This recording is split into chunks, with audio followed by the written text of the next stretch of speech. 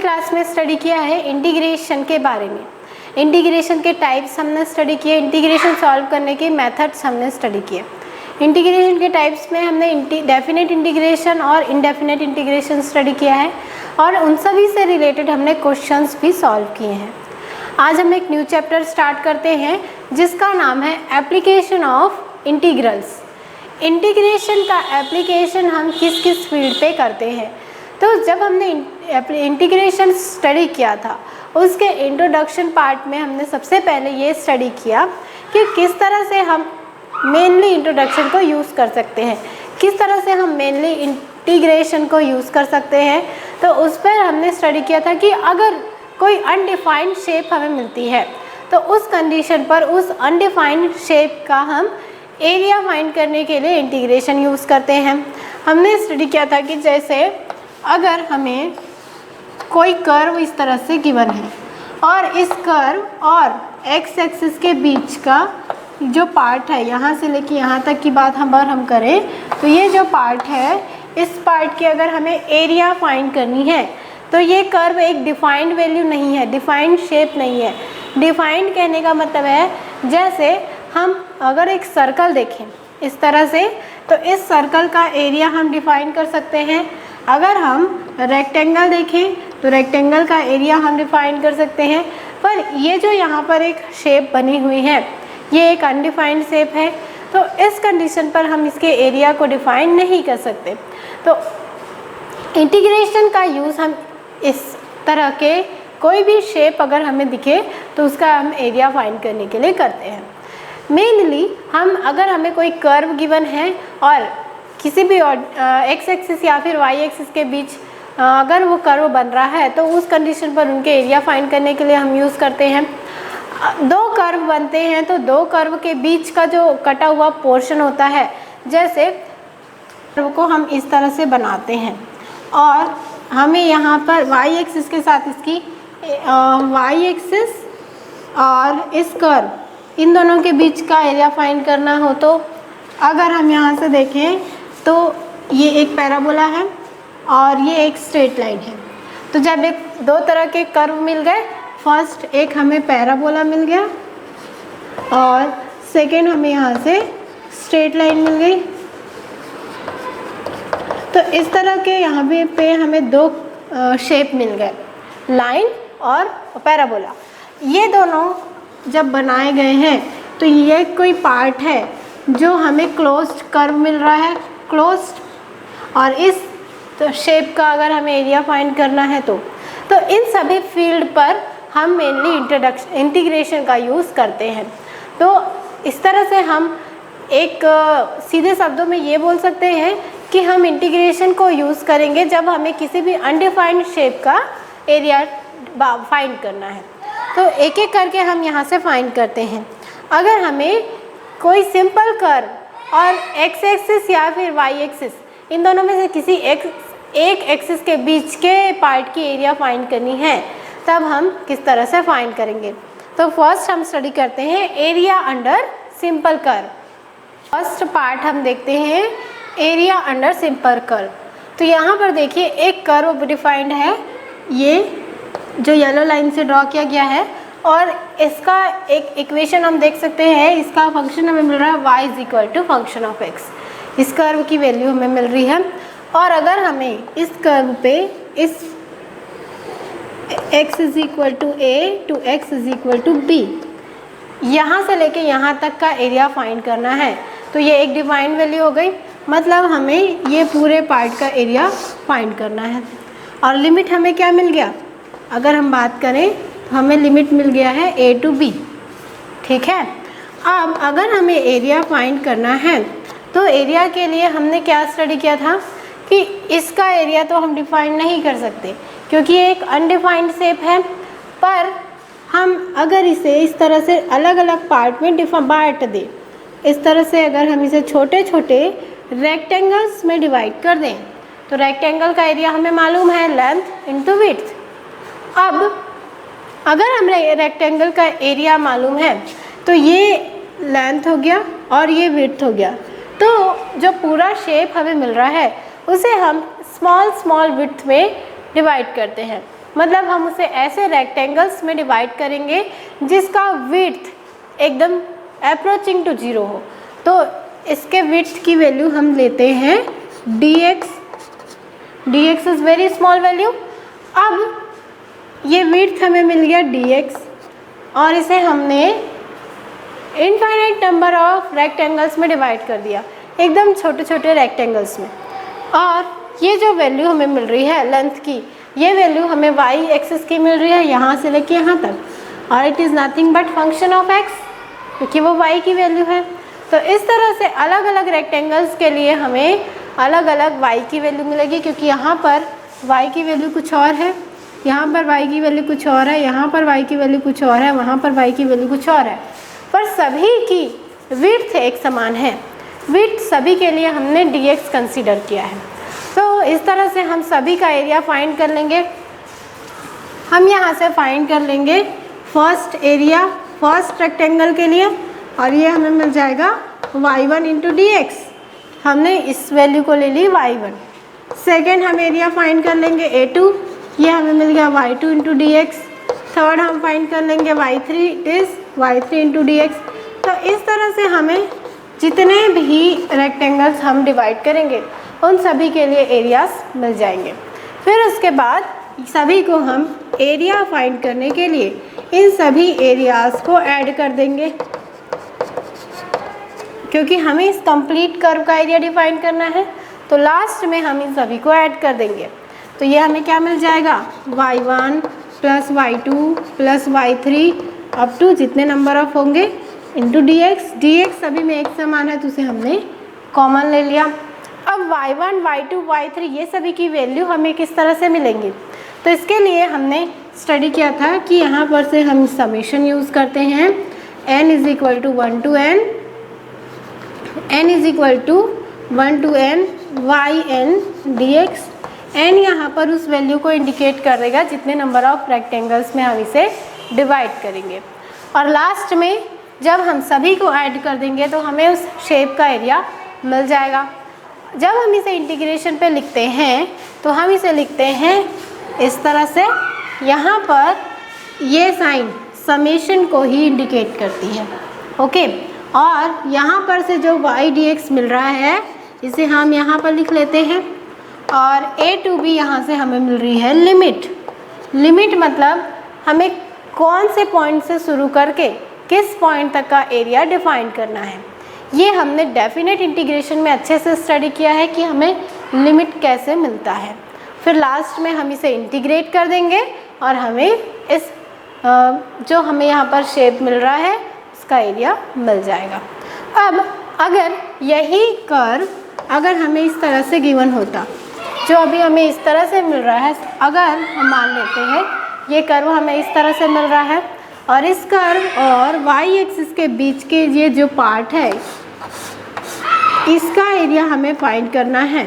अब यहाँ पर जब कर्व इस तरह से बनेगा तो इस कर्व की वैल्यू हम कैसे डिफाइन करेंगे, ये हमें मिल जाएगा x is equal to function of y। ध्यान दीजिएगा, ये हमें मिल गया x is equal to function of y। और जब हम अगर ये पॉइंट A है ये पॉइंट B है तो हम एरिया फाइंड करेंगे, तो ये हमें मिल जाएगा integration of a to b x into dy। क्योंकि हम जब इसे इस तरह से छोटे छोटे रेक्टेंगल्स में डिवाइड करेंगे तो ये y एक्सिस है तो इसका विड्थ हमें मिल जाएगा dy, तो इसलिए हमने यहाँ पर लिखा dy। तो ये बात आप ध्यान दीजिएगा, जब कर्व इस तरह से मिले और हमें इसे y एक्सिस के अक्रॉस रेक्टेंगल्स में डिवाइड करना हो, मतलब विड्थ अगर हमें y एक्सिस पर मिल रही है तो उस कंडीशन पर हम विड्थ को dy लेंगे, और जब हमें विड्थ इस तरह से x एक्सिस के अक्रॉस मिलेगी तब हम इसे dx कंसीडर करेंगे। तो इस कंडीशन पर हमें एरिया मिल जाएगा integration of a to b function of y into d y, और ये हमें एरिया मिल जाएगा। तो अगर हमें किसी एक सिंपल कर्व के नीचे के पार्ट के एरिया फाइंड करने हैं तो उस कंडीशन पर हम उसे इस तरह से डिफाइन करेंगे। यहाँ पर जो हमने बात की है ये हमने बात की है फर्स्ट क्वाड्रेंट की। अब यहाँ पर तो x पॉजिटिव है, पर अगर हम जाएंगे नीचे थर्ड क्वाड्रेंट, फोर्थ क्वाड्रेंट जाते हैं और यहाँ जाते हैं। x नेगेटिव है तो यहाँ से देखिए इस क्वाड्रेंट पे और यहाँ पर अगर हमें कोई कर्व इस तरह से मिल रहा है और यहाँ पर जब हम लिमिट देखेंगे तो ये हमें मिल जाएगा माइनस ए माइनस बी, क्योंकि सेकेंड क्वाड्रेंट में, क्योंकि यहाँ पर थर्ड क्वाड्रेंट पे x की वैल्यू नेगेटिव है और y भी नेगेटिव है, तो ये हमें इस तरह से इसकी लिमिट मिली। तो जब हम लिमिट पुट करेंगे तो लिमिट तो हम नेगेटिव ही पुट करेंगे, पर हमें मालूम है कि किसी भी शेप का एरिया हमें नेगेटिव नहीं मिलता, तो लास्ट में हमें एरिया मिल जाएगा मॉड ऑफ वो एरिया जो हम फाइंड करेंगे। तो इस तरह से एरिया हमें हमेशा पॉजिटिव मिलेगा, चाहे कर्व हमें किसी भी क्वाड्रेंट में मिल रहा हो। ठीक है, इसका एक हम एग्जांपल देखते हैं। Find the area enclosed by the circle x square plus y square is equal to a square. तो हमें एरिया फाइंड करना है जो इस सर्कल के अंदर का पार्ट है, उसका हमें एरिया डिफाइन करना है। हमें सर्कल का एरिया मालूम है, सर्कल का एरिया हमें क्या मिलता है, पाई आर स्क्वायर। ये हमें कब मिलता है, जब हमें रेडियस मालूम हो और हमें यहाँ पर सर्कल का इक्वेशन गिवन है। ये मालूम है हमें कि ये एक सर्कल का इक्वेशन है, हमें इस इक्वेशन के बेसिस पर सर्कल का एरिया डिफाइन करना है। तो सबसे पहले हम सर्कल डिफाइन करते हैं, बनाते हैं। ये क्वाड्रेंट्स है, यहाँ से this is x quadrant, this y quadrant. ये जो यहाँ पर वैल्यू मिलती है हम इसे लेकर यहाँ पर सर्कल बनाते हैं। ये तो ये हमें मिल गया इस तरह से।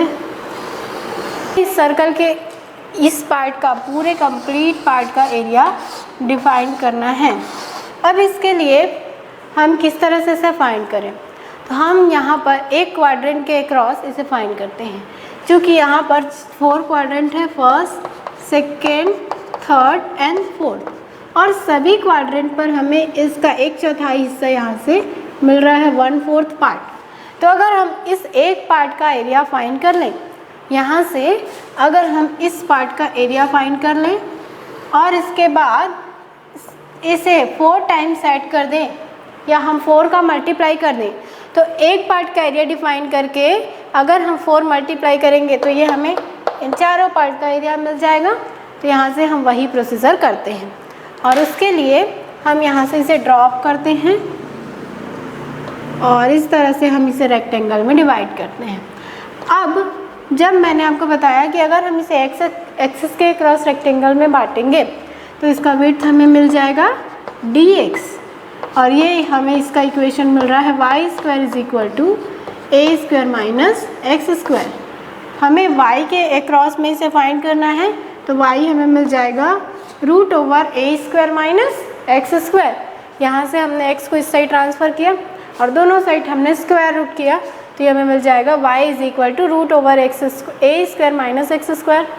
तो हमें एरिया क्या मिल जाएगा, यहाँ से इंटीग्रेशन ऑफ यहाँ से लेके यहाँ तक का हमें फाइंड करना है। तो ये पार्ट है x is equal to 0 and this part is x is equal to a। क्यों मिल रहा है, क्योंकि यहाँ से जो हमें वैल्यू गिवन होती है x square plus y square is equal to a square, तो यहाँ पर जो a इंडिकेट हो रहा है ये हमें ये बताता है कि यहाँ पर से इसका एंडिंग पॉइंट है a, तो इसके कोऑर्डिनेट हमें मिल जाएंगे a, 0। तो हमें यहाँ से लेके यहाँ तक का एरिया डिफाइन करना है। ओके, तो लिमिट हमें मिल गई x is equal to 0 to x is equal to a y into d x, this is y और ये विथ dx। तो ये y की वैल्यू पुट करेंगे तो ये हमें मिल रहा है a square plus minus a square plus x square, क्योंकि जब हम स्क्वायर रूट करते हैं तो ये हमें प्लस माइनस वैल्यू गिवन है, पर हम बात कर रहे हैं अभी फर्स्ट क्वाड्रेंट की, इसलिए हम इसकी वैल्यू को पॉजिटिव कंसीडर करेंगे।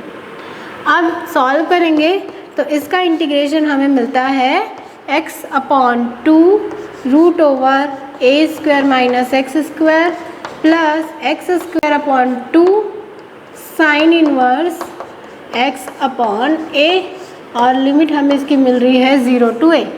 लिमिट पुट करते हैं तो x की लिमिट यहाँ पर हम पुट करते हैं a, तो ये हमें मिल जाएगा ए स्क्वायर माइनस ए स्क्वायर और ये टोटल टर्म हो गया 0 plus A square upon 2 sine inverse a upon A minus यहाँ पर 0 पुट करेंगे तो ये टोटल टर्म 0 हो जाएगा और साइन इनवर्स 0 इज़ 0, तो ये टर्म हमें 0 मिलेगा। सॉल्व करेंगे ये टर्म 0 क्योंकि a square minus a square is 0 और यहाँ से ये हमें मिल गया a square upon 2 sine inverse a upon a means sine inverse 1, sine inverse 1 is pi by 2। तो इस तरह से हमें यहाँ से एरिया मिल गया ए स्क्वायर पाई अपॉन 4। पर अभी ये जो एरिया मिला है वो हमें इसके 1/4 पार्ट का मिला है, इस पार्ट का, पर हमें इस कंप्लीट पार्ट का चाहिए तो कंप्लीट एरिया हमें मिल जाएगा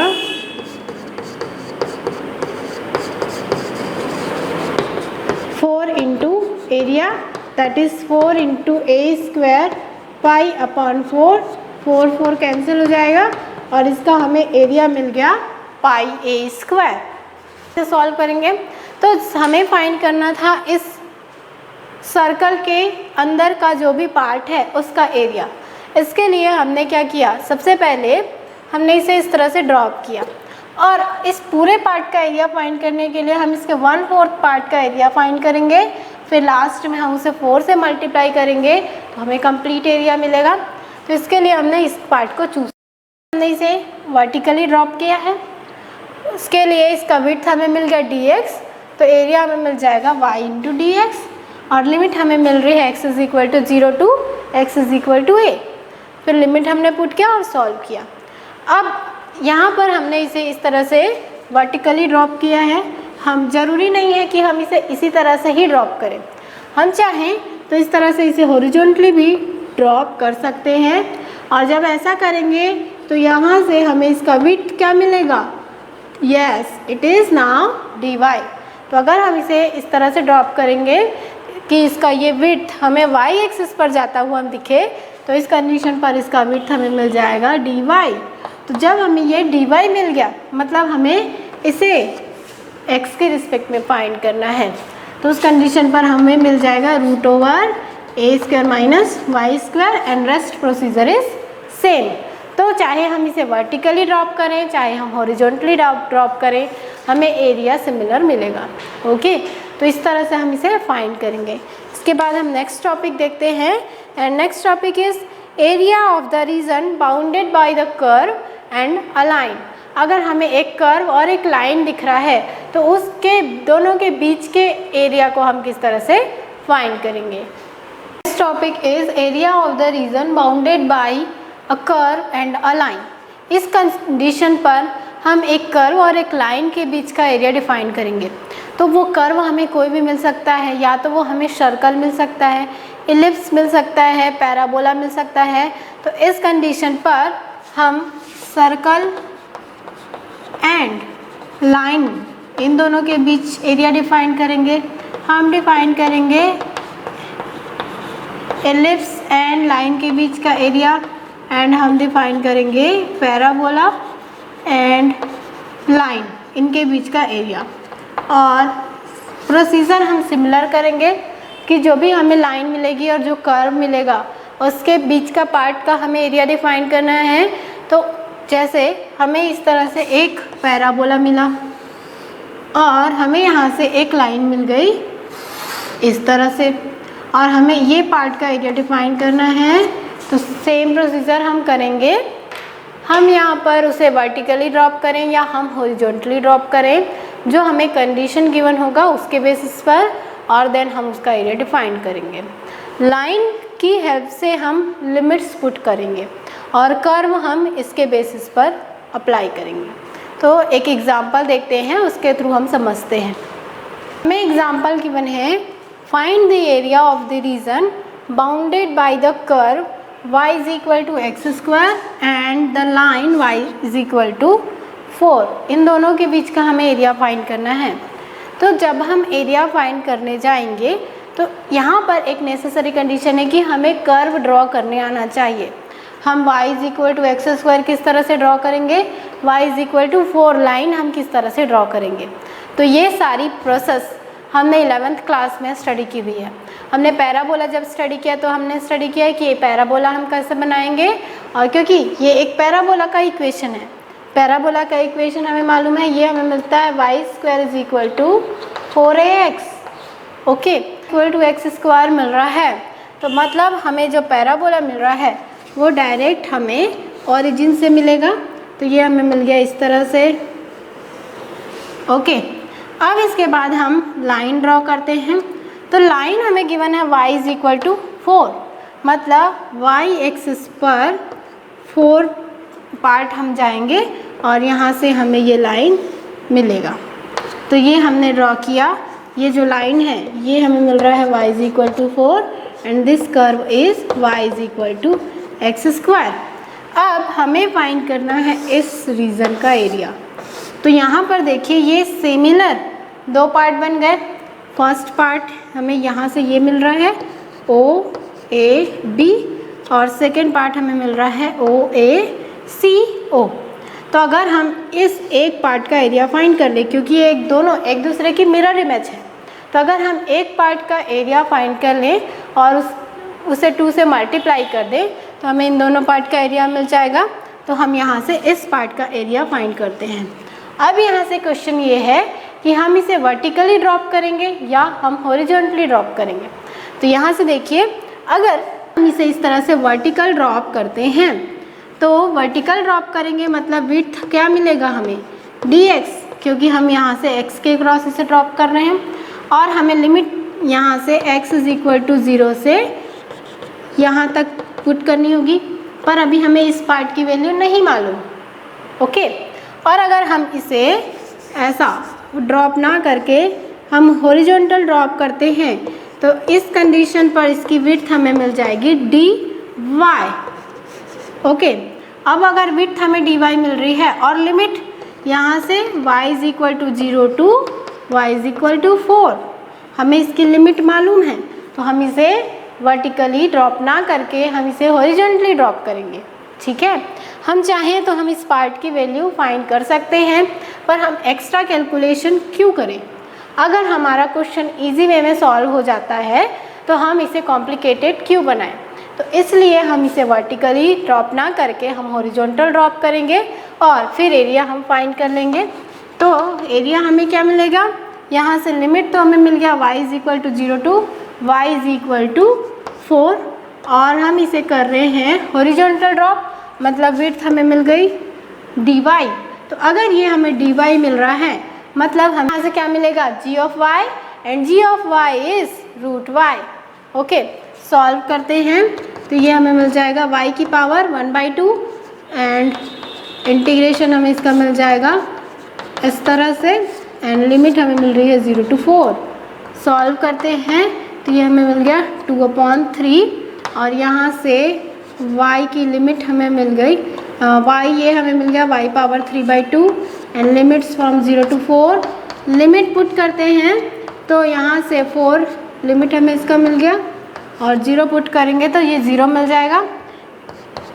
हम यहाँ से इस 4 को लिख सकते हैं 2 स्क्वायर और इसका पावर हमें मिल रहा है 3/2, ओके। यहाँ से 4 को हमने लिख लिया 2 स्क्वायर। ऐसा हमने किस लिए किया, ताकि ये 2 कैंसिल हो जाए। अब यहाँ से हमें मिल गया 2/3 into 2 cube, 2 cube is 8, 8 into 2 is 16, सो हमें एरिया मिल गया 16/3। पर ये जो एरिया है ये अभी हमें इस पार्ट का केवल मिला है, पर हमें इस दोनों पार्ट का चाहिए। तो हमें कंप्लीट एरिया क्या मिल जाएगा, 2a, मतलब 2 इंटू 16/3, तो ये एरिया हमें मिल गया 32/3। तो इस तरह से हम फाइंड कर लेंगे। तो यहाँ पर ध्यान दीजिएगा कि हमने इसे हॉरिजॉन्टली ड्रॉप किया है। अगर हम इसे वर्टिकल ड्रॉप करते तो हम किस तरह से करते, तो अगर हम वर्टिकल ड्रॉप करते तो इस इक्वेशन और इक्वेशन से रिलेट करते हुए हमें सबसे पहले x की वैल्यू फाइंड करनी होती। मीन्स यहाँ पर अगर हम y की वैल्यू 4 पुट करेंगे हमें मिल जाएगा 4 is equal to x square, means x की हमें वैल्यू मिल गई -2 एंड +2, मतलब इस पार्ट की वैल्यू हमें मिल गई y x is equal to 2 और इस पार्ट की वैल्यू हमें मिल गई x इज इक्वल टू -2। तो अब हमें x की भी लिमिट मिल गई, x is equal to 0 to x is equal to 2, मतलब लिमिट हमें मिल गया। अब हमें कर्व चाहिए कि हम कौन सा कर्व यहाँ पर यूज़ करेंगे। तो हमें इस लाइन और इस कर्व इन दोनों के बीच का एरिया फाइंड करना है, ये वाला पार्ट। अगर हम यहाँ से इंटीग्रेशन अप्लाई करते हैं तो लिमिट हमें तो मिल रहा है -2 टू +2। जब हम इस लाइन का इक्वेशन लिखते हैं तो एरिया हमें पूरा ये पार्ट मिल गया है, मतलब अगर हम लाइन का इक्वेशन लिखेंगे तो उस कंडीशन पर हमें ये कंप्लीट कर्व का एरिया मिल जाएगा। पर हमें ये कंप्लीट नहीं चाहिए, हमें इस पार्ट का एरिया अननेसेसरी मिल रहा है, इसे हमें रिमूव करना है।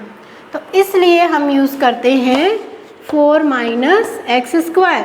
4 हमें यहाँ से मिला, y is equal to 4, means इस लाइन से y की वैल्यू हमने पुट की, और सेकेंड x हमें मिला इस कर्व से। मतलब हम पहले लाइन और x एक्सिस के बीच का एरिया फाइंड करें, फिर हम इन दोनों का इसके बीच का एरिया फाइंड करें, फिर उसके बाद हम उसे सब्ट्रैक्ट कर दें। जब हम ऐसा करके सब्ट्रैक्ट करेंगे तो ये वाला पार्ट जो हमने कर्व से फाइंड किया, ये पार्ट कम्प्लीटली सब्ट्रैक्ट हो जाएगा और हमें इस पार्ट का एरिया मिल जाएगा। और यहाँ से हम इसे करते हैं सॉल्व करेंगे, हमें एरिया मिल जाएगा। तो देखिए ये थोड़ा कॉम्प्लिकेटेड है, इसलिए सबसे पहले हम ये चेक करेंगे कि किस एक्सिस के क्रॉस ड्रॉप लेना हमें इजी होगा, और फिर उसी एक्सिस के क्रॉस ड्रॉप लेके हम सॉल्व करेंगे। Thank you. हम यहीं तक करते हैं, नेक्स्ट क्लास में हम इससे रिलेटेड NCERT की एक्सरसाइज 8.1 सॉल्व करेंगे। Thank you.